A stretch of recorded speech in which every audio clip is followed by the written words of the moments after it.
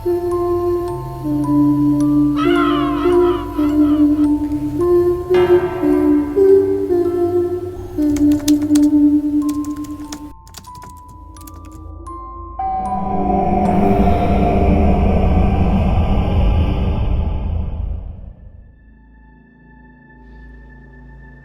gabi po sa inyo, Mystery. Una po sa lahat, magpapakilala po muna ako. Ako po si Mika, 36 na taong gulang na. Ngayon po'y ibabahagi ko ang isang kwento ng pagkakaibigan, panganib at isang gabi ng bangungot na habang buhay kong babaunin. Isang kwento po ito ng aking pagkabata na muling sumibol sa aking alaala mula nang mapakinggan ko po ang inyong mga istorya. Sana po ay inyong tunghayan ang aking kwentong kababalaghan.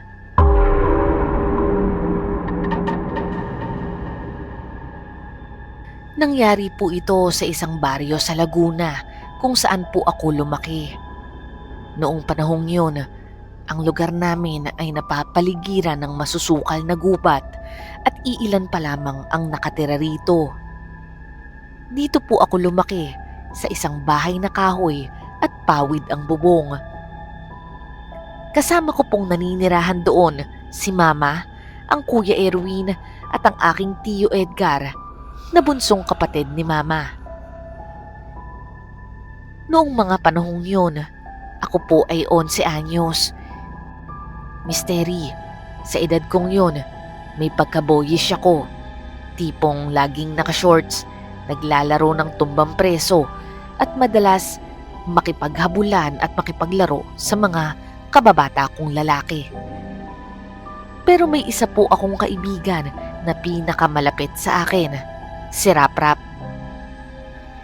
Rafael ang tunay niyang pangalan, pero sanay na ang lahat sa palayaw niyang yun. Masayahin po siya, moreno, medyo chubby at may maamong muka. Kapitbahay lang po namin siya at kaparehas ko rin ang grado sa eskwela. Kaya naman lalo kaming naging close sa isa't isa. Isang umaga sa may kusina, kasalukuyang nagluluto si nanay noon at nagsisimula na ring maghain sa lamesa. Ma, pwede ba akong lumabas mamaya?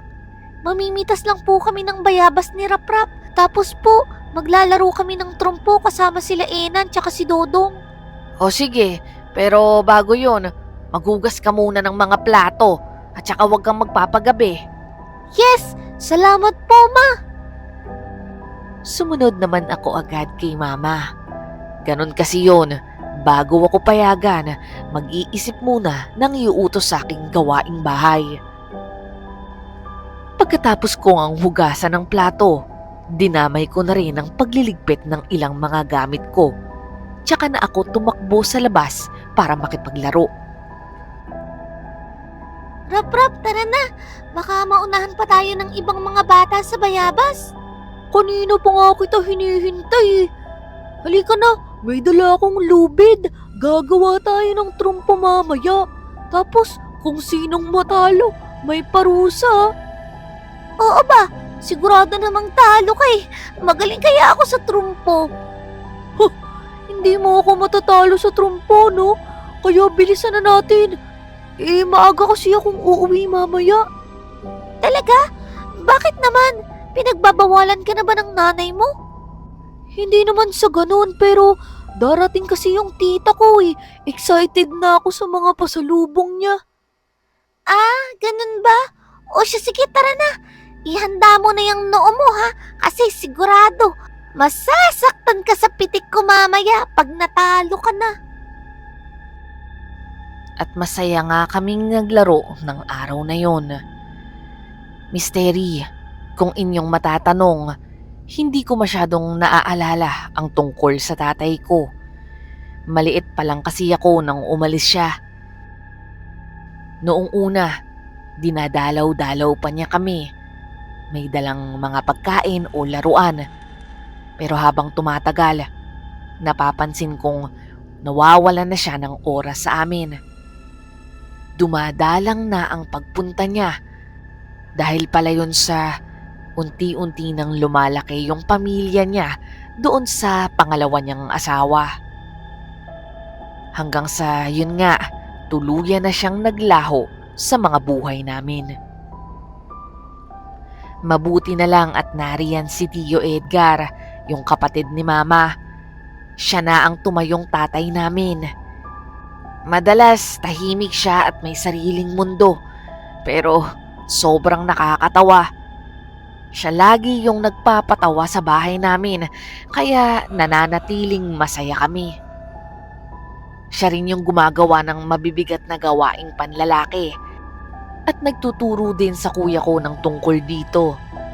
Kung paano mag-ayos ng bisikleta, kung paano mag-ayos ng remote control, at syempre, magkumpuni ng mga bangko at kung ano-ano pang furniture sa bahay.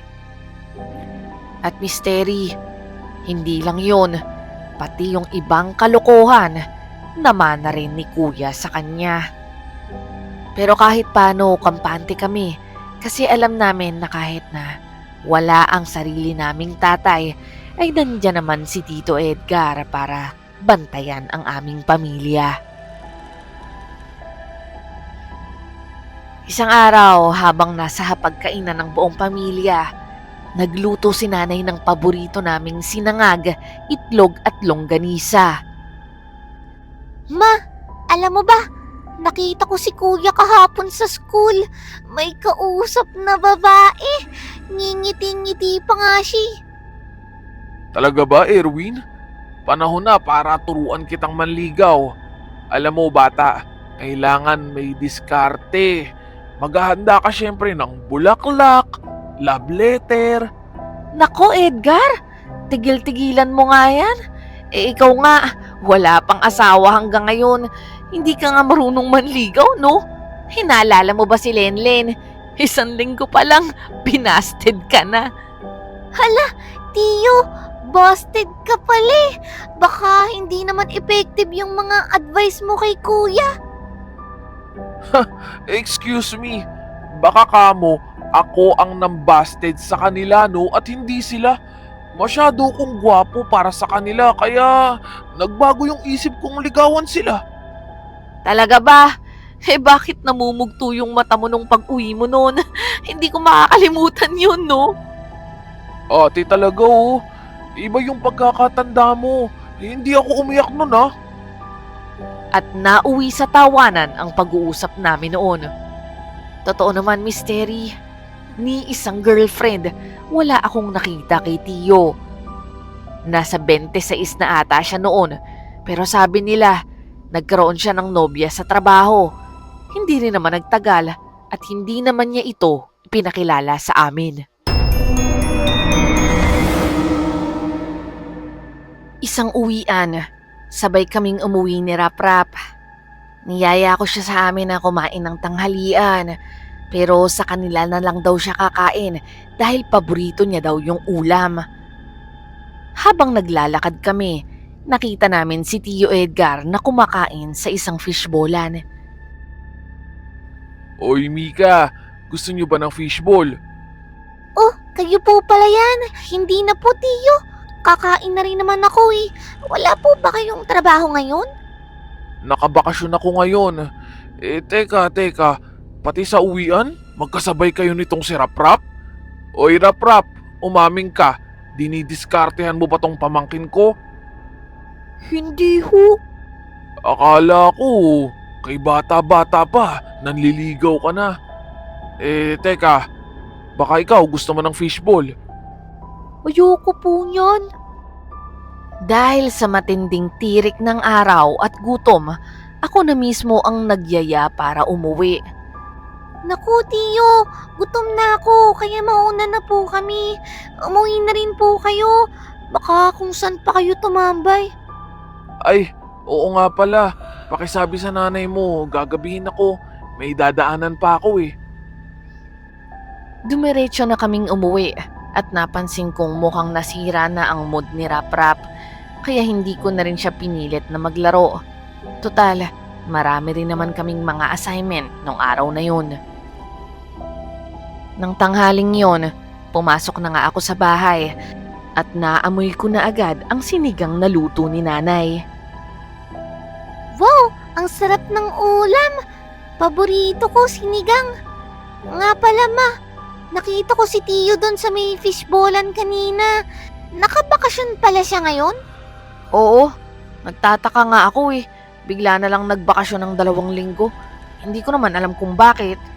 At saka nga pala ma, sabi niya, gagabihin daw siya ngayon. May daraanan pa daw. Ay naku talaga yung lalaking yan. Pag yan ginabi ng uwi, pagtatarangkan ko talaga yan ng pinto. Bahala siyang maghanap ng tutulugan sa kalsada. Kinagabihan, malalim na sana ang tulog ko, pero nagising ako sa kaluskos sa may dingding. Pinakiramdaman ko ang tunog at napatingin ako kay nanay na mahimbing pa rin ng tulog. Ganon din si kuya sa sahig, nakadapa at tulog na tulog. Nagsimula na akong kabahan nang hindi tumigil ang kaluskos, lalo na nung biglang lumakas ang tunog, parang may nagbukas ng pintuan. Ang bahay po kasi namin, Misteri, ay may 2 kwarto. Sa isang kwarto, kaming ni nanay at ni Kuya Erwin ang natutulog, at sa kabila naman ay si Tio Edgar. Dahil hindi ako mapakali, nilakasan ko ang loob ko. Dahan-dahan akong bumangon upang silipin kung sino ang pumasok. Pagsilip ko, napakadilim sa maliit naming sala noon. Pero kita ko ang puwang sa pinto na nakabukas nga at may pumasok.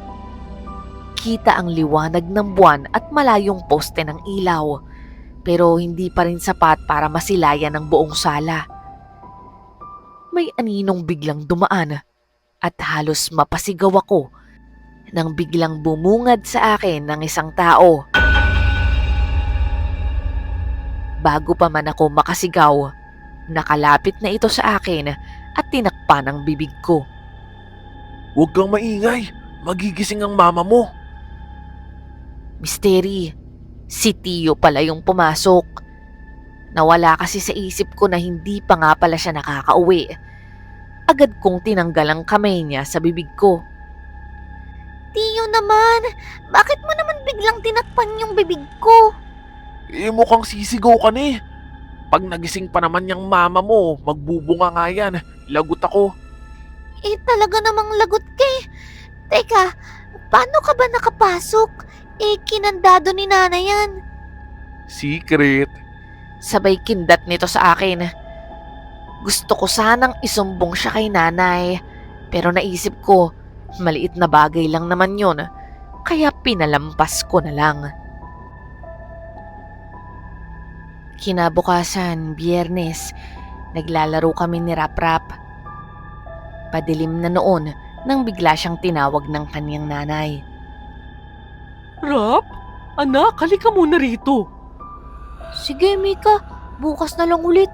Tawag na ako ni nanay. O sige, uwi na rin ako. Sabay takbo pabalik ng bahay. Kasalukuyan kong tinutulungan si nanay sa paghahain ng hapunan nang biglang may kumatok sa aming pintuan. Edgar, may kumakatok. Ikaw na nga muna magbukas.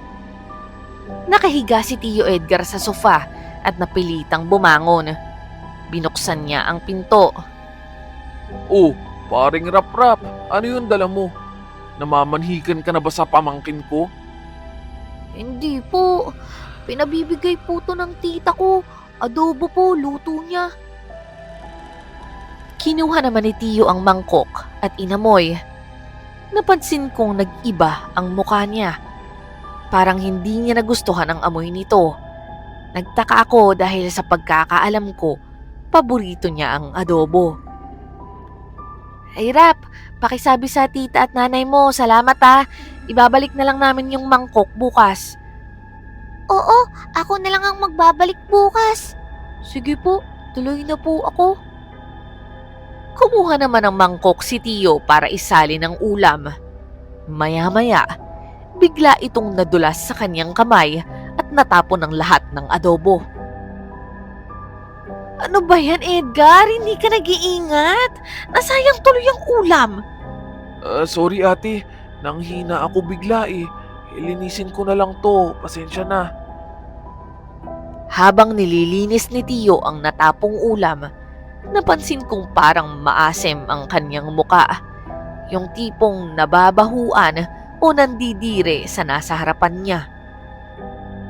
Nang tignan ko ang ulam, mukhang ayos naman ito at mukhang masarap pa nga. Matapos noon, akmang lalabas ng pinto si Tio kaya't nagtaka si nanay kung saan siya pupunta. Oy, teka, kakain na tayo ah. Saan ka pupunta? Oo nga, Tio. Sarap pa naman ang ulam natin. Pork steak. Hindi na ako kakain. Alis muna ako, pupunta ako sa kaibigan ko. Ay nako, baka gabihin ka na naman ah. Dodoblihin ko talaga yung kandado na yan para sa labas ka matulog. Babalik agad ako ate. At tuluyan na ngang umalis si Tio. Hindi ko maintindihan kung bakit mystery, pero parang may kakaiba sa kanya ng gabing yun. Bago mag 9:00 ng gabi, ay umuwi naman si Tio. Oh, Tio, tapos ka na bang makipag-date? Ay, siguro may jowa ka na, no? Sira ka talaga Erwin. Mga kaibigan ko lang yun, kinita ko. Bakit? Inggit ka ba kung sakali? Ha? Hindi, no? Bakit naman ako maiinggit? Niya na kami ni Trina eh. Bigla naman akong sumingit sa kanilang usapan. Nanay, si Kuya, may emya na. Hoy, sumbongera ka talaga. Ikaw nga eh, ang bata-bata pa, may kalab team ka na. Di ba, si Raprap? Hindi ko siya kalab team, no? At saka, mas matapang pa nga ako dun eh. Teka nga pala, Mika. Bukas, papuntahin mo dito si Raprap ha. Ibibigay ko lang yung mangkok, tsaka hingi ako ng pasensya kasi naitapon ko yung ulam nila.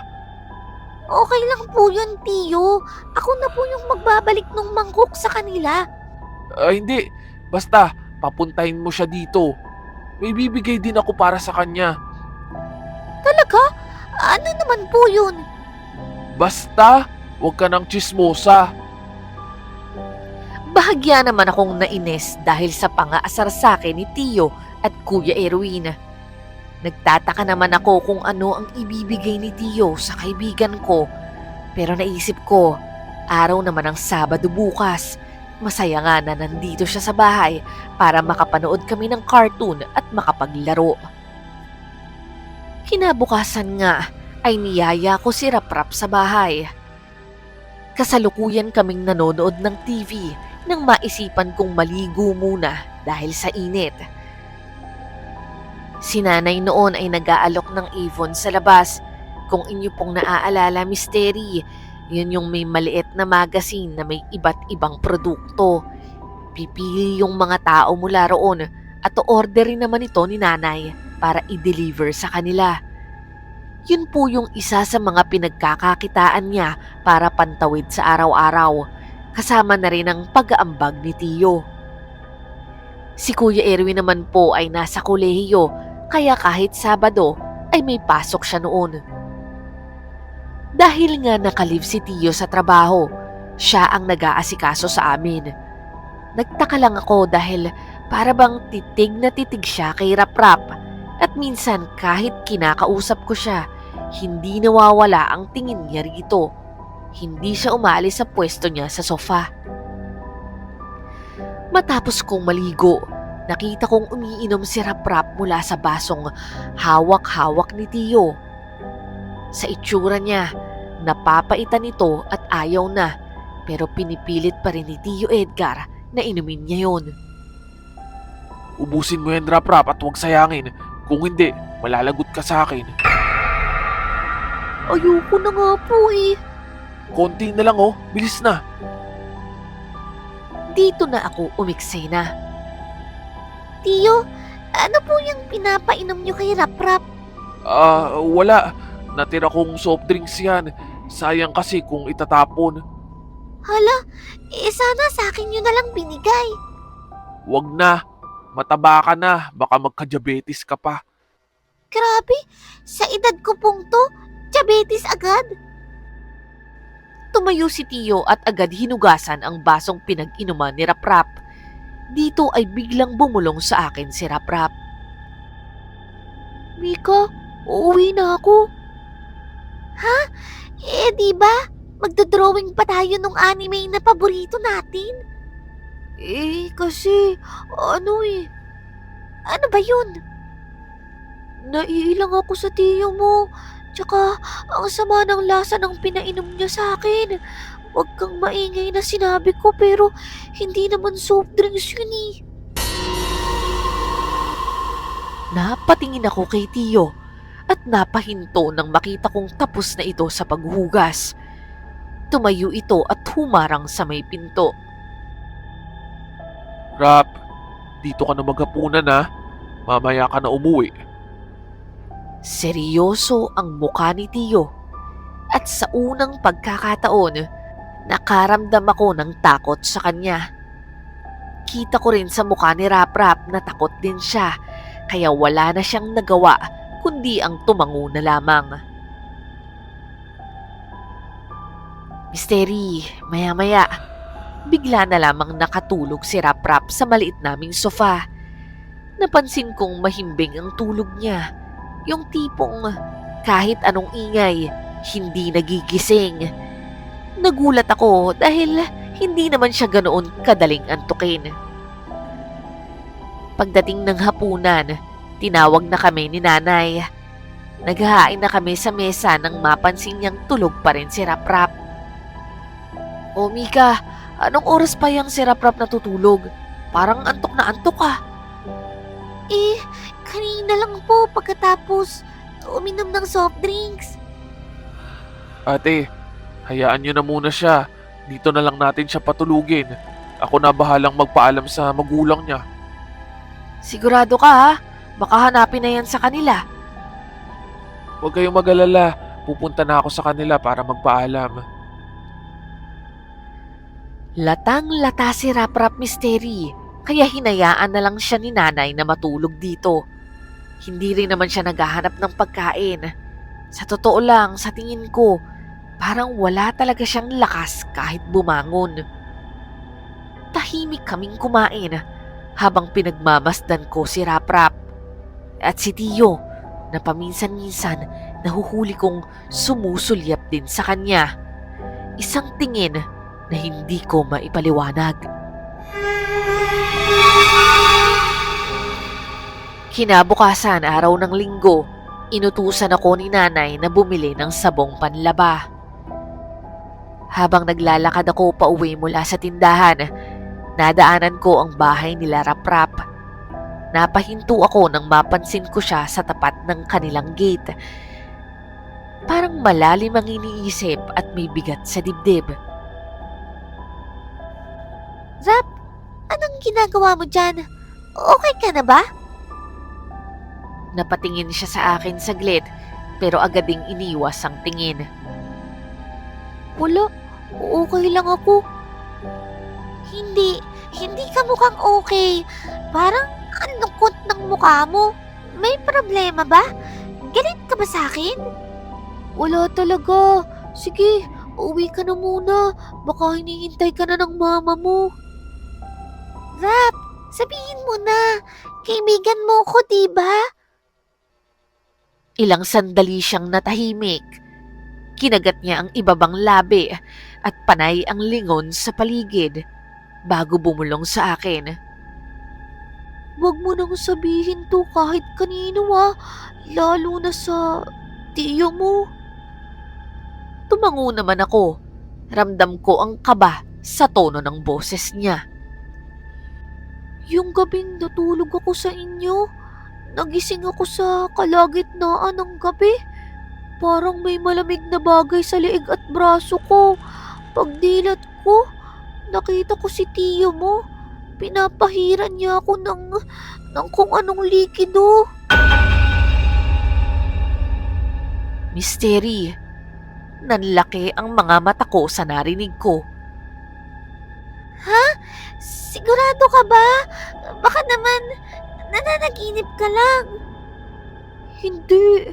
Gising ako, Mika. Hindi ko lang mag-awang kumilos. Ang bigat kasi ng katawan ko. Para akong lantang gulay. Gusto ko ngang sumigaw pero hindi ko magawa. At saka, natatakot ako Kaya kinabukasan, umalis agad ako. Tumahimik kami pareho. Ako naman ngayon ang hindi mapakali. Para akong nilamig. Kahit tirik na tirik ang araw. Hindi ko lubos maisip na magagawa yon ni Tio Edgar. Paano? Bakit? Hindi siya ganoon. Maalaga siya sa amin. Palabiro, masayahin. Pero nitong mga nakaraang araw nga, parang may kung anong kakaiba sa kanya. Lalo na yung mga titig niya kay Rap-Rap na hindi ko maipaliwanag. Sa isipan ko, may boses na nagsasabing baka naman nasa isip lang yun ni Rap-Rap. Pero kahit anong pilit kong itanggi, ramdam ko na pati ako nagsisimula na ring matakot sa sariling tiyo ko. Pagdating ko sa bahay, hindi ko siya kayang kausapin. Lumalayo ako kapag nandyan siya.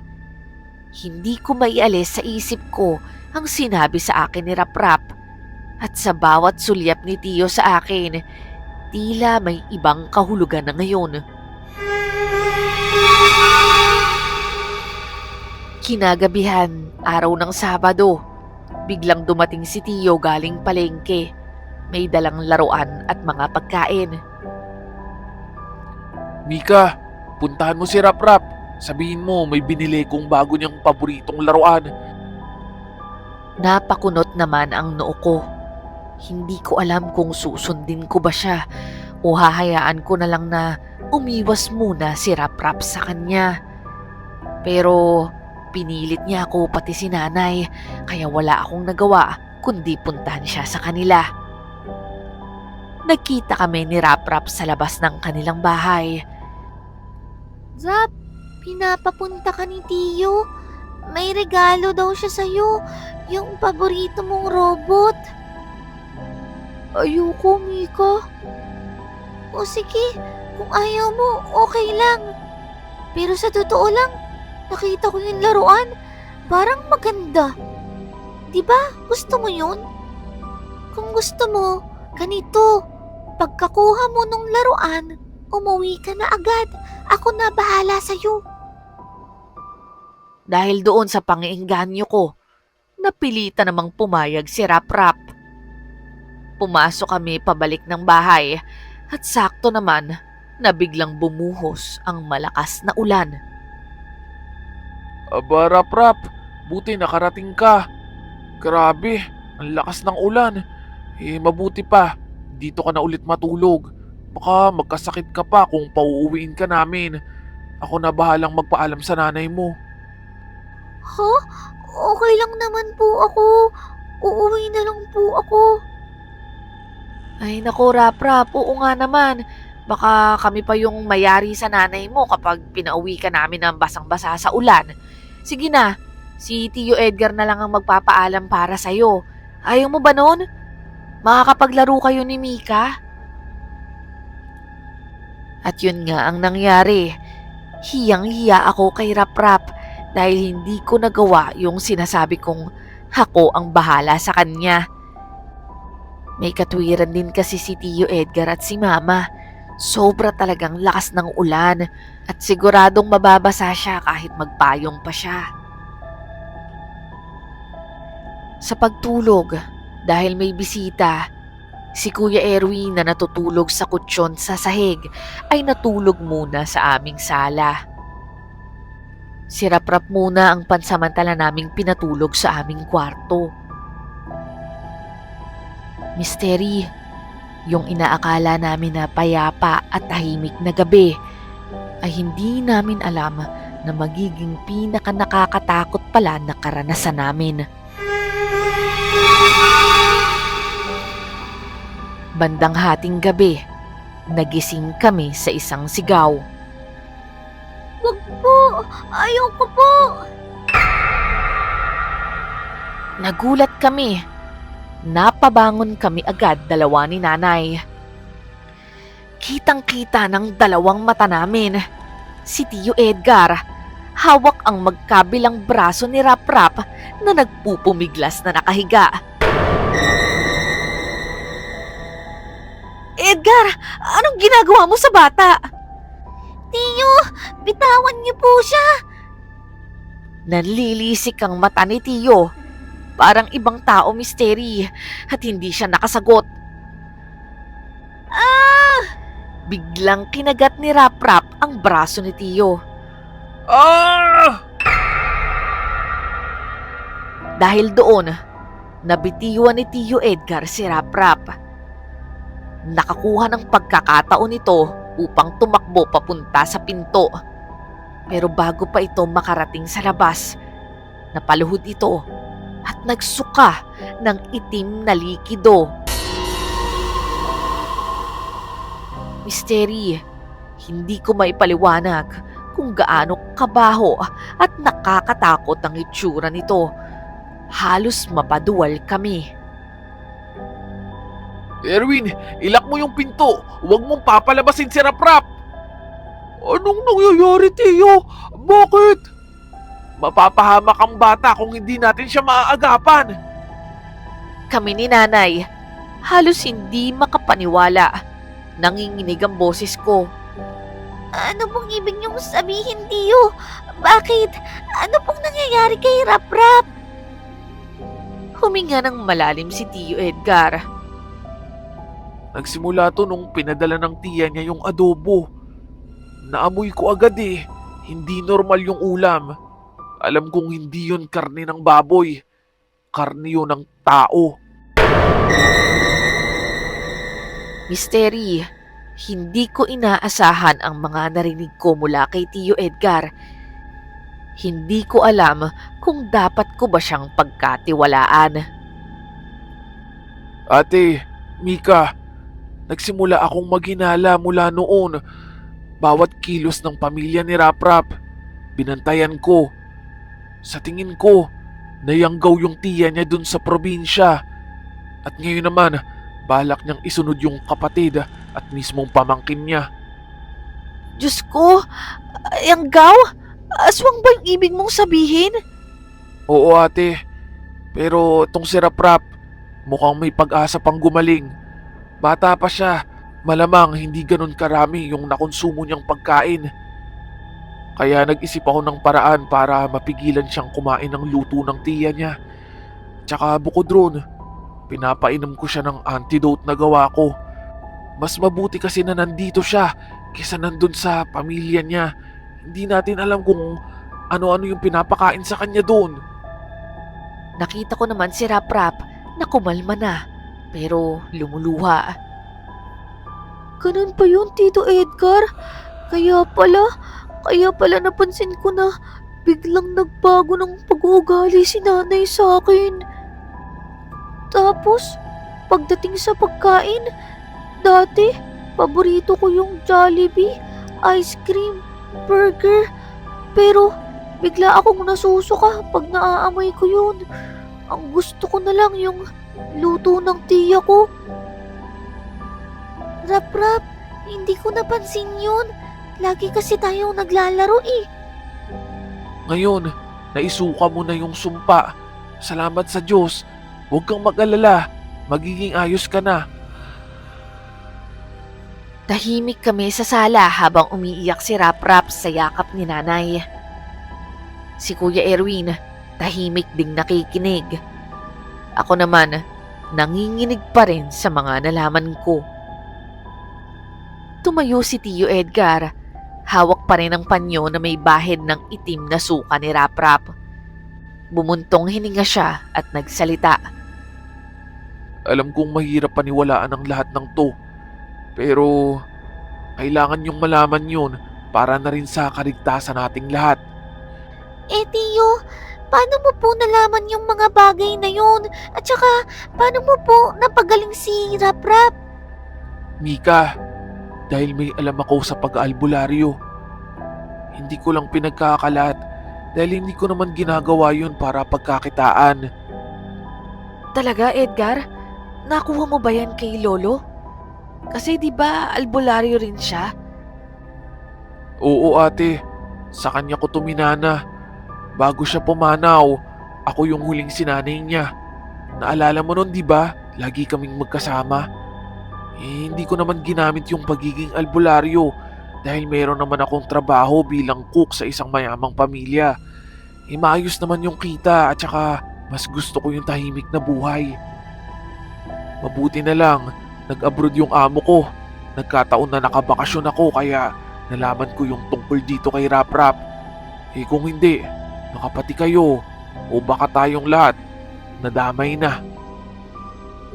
Baka mayanggaw din po kami. Oo, Mika. Kapag nayanggaw ka at hindi mo napigilan, tuluyan kang magiging aswang. Maghahanap ka na ng karne ng tao. Hindi na magiging normal ang buhay mo. Tumingin naman kaming lahat kay Rap-Rap. Salamat po, Tiyo Edgar. Pero, paano na po sila nanay at tiya? 2 araw na silang hindi umuwi sa inyo, Rap-Rap. Ikinalulungkot ko pero baka tuluyan na talaga silang naging aswang. Baka hindi na sila yung dating mga magulang mo. Kaya pala, madalas umaalis sila ng bahay. Parang hindi na ako anak ni nanay eh. Hindi na niya ako pinapansin at parang wala na siyang pakialam sa akin.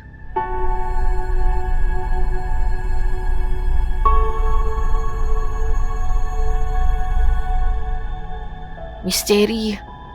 Awang-awa ako noon sa matalik kong kaibigan. Nakita ko rin si nanay na umiiyak din sa gilid. Ampunin na lang natin si Rap-Rap. Hindi siya pwedeng mapabayaan mag-isa. Mabuti nga yun, ate. Bukod ron, mas ligtas siya dito sa atin. Si Rap-Rap naman ay nakayuko, humihikbi. Hinawakan naman ni nanay ang kaniyang kamay.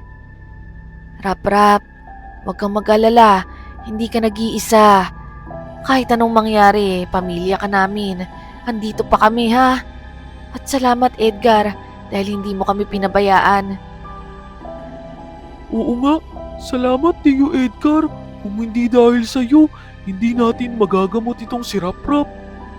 At tuluyan na nga naming kinupkup si Rap-Rap noon, Mystery.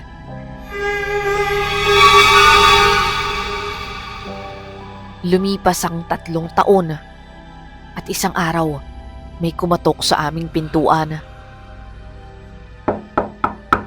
Magandang hapon po. Ako po si Risa, pinsan ng mama at tiya ni Rap-Rap. Wala na po kasi akong balita sa kanila. Narinig ko po sa mga kapitbahay na iwan daw dito ang bata sa inyo. Nakilala naman agad ito ni Rap-Rap. Tiya Risa? At doon ikinuwento namin ang lahat kay Ate Risa. Hindi man makapaniwala, niyakap niya si Rap-Rap. Pasensya ka na, Rap-Rap. Ngayon ko lang nalaman ang tungkol dito. Huwag kang mag-alala. Ako nang bahala sa'yo. Hindi kita pababayaan. Lumipas ang panahon. Ang katahimikang binalot ng takot ay napalitan ng panibagong simula. Si Rap-Rap ay lumaking matapang, matatag at mabuting tao. Si Tio Edgar naman at Tita Risa ay nagkagustuhan at naging mag-asawa. Masaya silang nagsasama sa maliit nilang bahay, malapit lang din sa aming tirahan. Hindi na muli kaming nakatanggap ng balita tungkol sa nanay ni Rap-Rap at sa kanyang tiyahin. Parang tuluyan na silang nilamon ng dilim. Ako naman at si Kuya Erwin ay may sarili-sarili na ring pamilya sa ngayon at si Rapra po ay isang guro at single pa rin. Sa bawat araw, Misteri, nalanalangin pa rin kami na sana ay ligtas pa rin ang kanyang ina at tiyahin, na sana ay balang araw magamot sila at bumalik sa piling ng aking matalik na kaibigan. Hanggang dito na lamang po, Misteri, ang aking kwento. Ang kwento ng gabing puno ng misteryo, takot, pero may pag-ibig pa rin sa pamilya. Salamat po sa pakikinig at sana po maging gabay ang kwento namin, lalong-lalo na para sa mga batang gaya ni Raprap. Walang kasalanan pero naging biktima ng kadiliman. Muli, maraming salamat po at God bless po sa inyong channel.